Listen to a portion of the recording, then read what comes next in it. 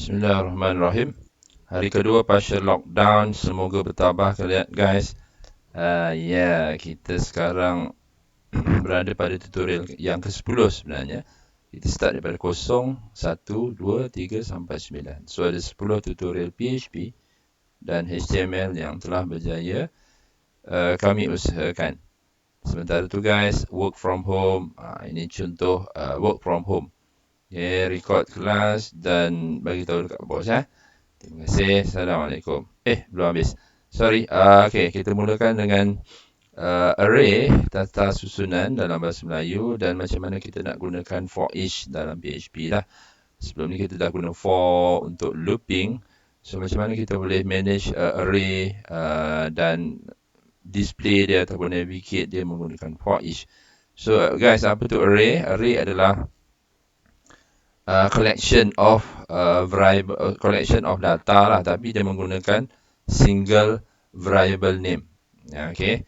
So sebelum ni kalau katakan kita nak simpan banyak data dengan maksudnya jenis data yang sama ataupun konten yang sama lebih kurang. Contohnya macam student name. So kalau katakan kita nak simpan student name pertama, kita buat std1. Contohnya kita buat num1, num2, num3, num4, num5, num6. Tapi kalau melibatkan maksudnya 100 data ataupun 1000 data. So kita akan kehabisan variable name lah. Dalam programming konsep ataupun macam mana nak hold data yang banyak itu telah dipermudahkan dengan array. Kenapa array? Sebab dengan menggunakan array kita lebih mudah untuk iterate daripada variable daripada konten yang pertama sampai item yang hujung. So dalam array juga macam macam programming language yang lain. Dalam PHP macam PHP ni adalah programming language. Apa aku cakap ni? Sama juga macam programming lain, PHP ni ada kemudahan untuk menguruskan array ataupun tata susunan ataupun data yang banyak. Apa yang kita nak sentuh kat sini adalah just pengenalan je, simple pengenalan apa itu array dan jenis-jenis array. So array ni kalau macam yang penting dalam PHP yang kita akan gunakan dalam pengurusan database sebenarnya adalah satu, macam mana kita nak buat numerical array, numerical index array, maksudnya array dengan nombor index dengan index nombor. Satu lagi array dengan associative array ataupun index dia adalah key ataupun kita boleh buat key. Itu kemudian. So first thing adalah macam mana kita nak buat numerical array. Ini contoh dia macam mana kita nak assign data kepada satu array. Contohnya macam std ni adalah satu variable yang berjenis array. So kita boleh assign value-value ni, value pertama, value kedua, value ketiga, value keempat masuk ke dalam pemboleh ubah array std. Jadinya kalau macam sebabkan dia gunakan index, jadi pemboleh ubah ni dengan nombor index 0 adalah the first value, iaitu Anas. Guys, default dalam PHP dia start daripada 0 lah.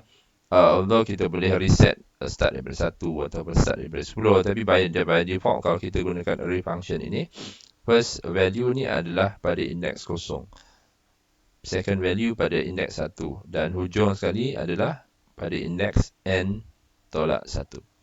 So kita akan ada 0, 1, 2, 3 0, 1, 2, 3 untuk represent 4 data.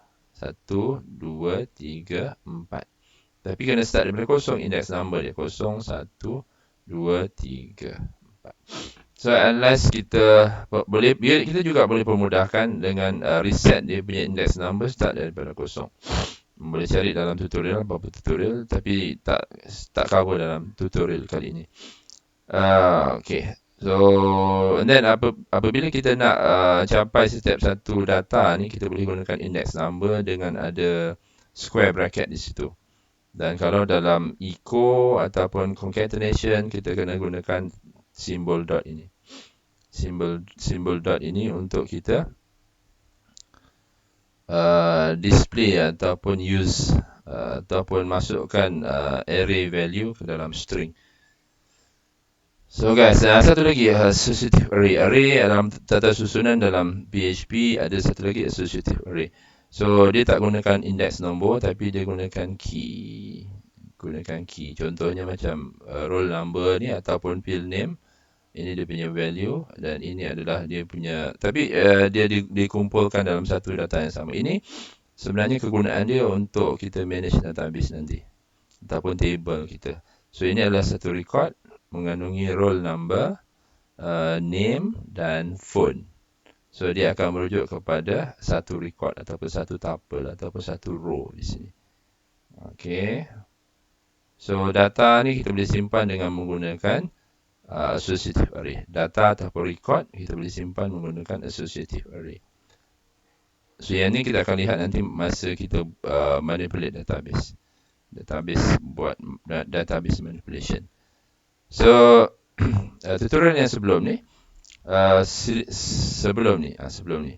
Contohnya kalau kita nak iterate nombor daripada 1 sampai 10 ataupun 1 sampai 100, kita gunakan for. Senang saja. Yang sebelum ni boleh lihat, boleh rujuk tutorial sebelum ini. Yang ni saya tunjuk macam mana nak print tarikh ataupun tahun. Start daripada 2020 sampai 1900. So yang ni kita gunakan minus lah sebab bermula daripada nombor besar, kemudian menurun 1, turun 1, turun 1, turun 1. So minus. Okay, jadi dia punya susunan akan lebih kurang macam ni. Nanti kita akan bincangkan lebih lanjut macam mana kita nak populate data-data ni masuk ke dalam drop down. So dalam HTML ada satu input element ataupun input control, nama dia drop down ataupun select ataupun drop down. Okay, drop down. So dalam drop down ni kita gunakan input control select, dan setiap satu item ini akan dihuni ataupun populate menggunakan option. So kalau kita perhatikan option ni yang akan berubah. Select dia punya pembuka dengan select dengan penutup ni dia sama saja. So nanti kita akan dapat impact macam ni lah. Bila kita klik, dia akan drop. Okay, macam ni. Okay. Klik. Okay. So macam mana kita boleh populate data di sini untuk kita masukkan, let's say kita masukkan bulan. Okay, month. Kita ada January.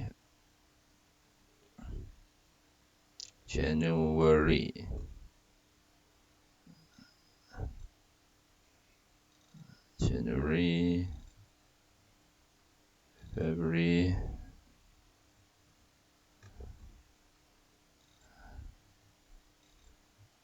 March,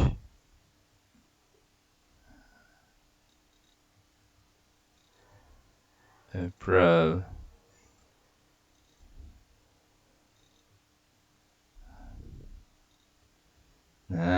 so macam ni. So satu cara kita boleh buat manually lah. Tapi kalau macam kita deal dengan data yang banyak, contohnya macam the whole list of 12 bulan, ataupun kita ada data yang mungkin kita perlu list down 1000 ataupun 100 lebih senarai negara. So kita akan hadapi masalah lah sebab kita akan manually buat ni one by one. So boleh tak PHP uruskan? Let's say kita nak display data yang banyak daripada array. So itu yang tu kita akan bincang nanti. Contoh di sini macam mana kita gunakan for each untuk iterate array value. Okay, untuk iterate array value. Saya dah buat di sini contoh dia. Okay, kita akan buat 1 month. Okay, kita buat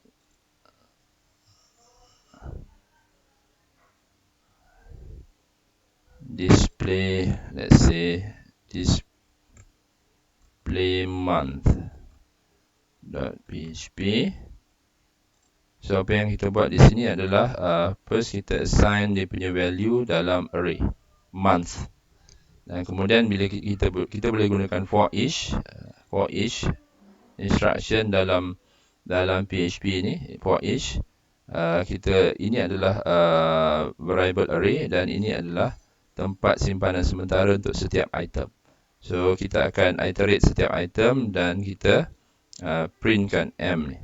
So apa yang berlaku di sini adalah dia akan automatically iterate daripada awal sampai akhir. So for each ni dia boleh kenal pasti start dan sampai hujung. Okay, so kita try. Macam biasa, kita lihat account kita web.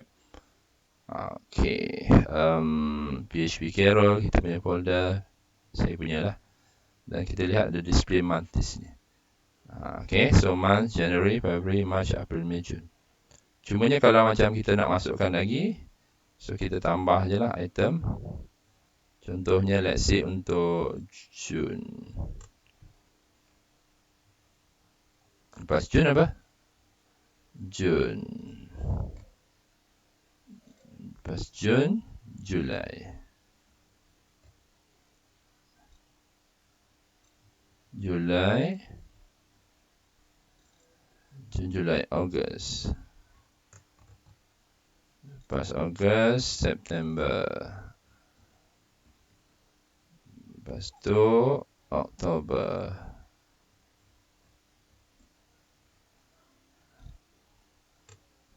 November.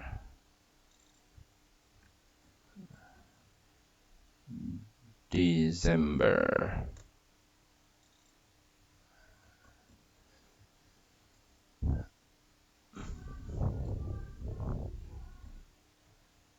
Okay, so kita try. Dah, kita boleh gunakan data dalam gunakan data dalam array untuk iterate dan kita gunakan for each. For each. So kita boleh kita boleh paparkan data ni semua. So macam mana kalau kita katakan kita nak buat drop down? So untuk drop down kita kena tambah select. Name sama dengan. So ini adalah select dalam HTML. Jadi kita kena kita kena tulis sebelum PHP. Ni select dan selepas PHP. Sebelum PHP dan selepas PHP. Kenapa? Sebab select ni adalah HTML punya properties ataupun HTML element. Jadi kalau kita nak masukkan dalam PHP script, dia memerlukan echo. Dia perlukan echo. So macam mana kita nak print? Kalau kita tengok structure kepada drop down ini, dia perlukan apa? Dia perlukan option. So instead of echo saja, kita tambah sikit untuk kita print option. Option. Dan kita tambah dengan kat ujung dia /option.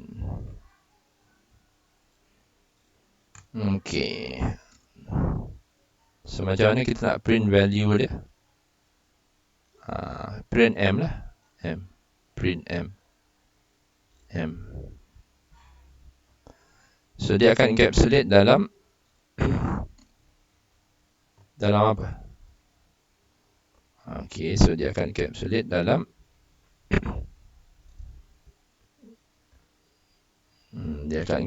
dalam for each. So kita buat sedikit perubahan untuk option dan close option. So setiap item yang di print nanti dia akan ada option. See? Alamak, apa yang terlebih ni? Ni ada terlebih. Select all sini. So see? Daripada iteration yang tadi, for each yang tadi, kita generate, masuk ke dalam populate, masuk ke dalam drop down. So dari sini kita boleh buat options of month. Bilang item ni mungkin tak berapa banyak sebab dia just 12 saja. Cuba bayangkan macam mana kita nak buat drop down option ni untuk senarai negara. Okay guys, so terima kasih banyak. Assalamualaikum. Jangan lupa subscribe kepada channel FSCM Quiz. Assalamualaikum warahmatullahi wabarakatuh.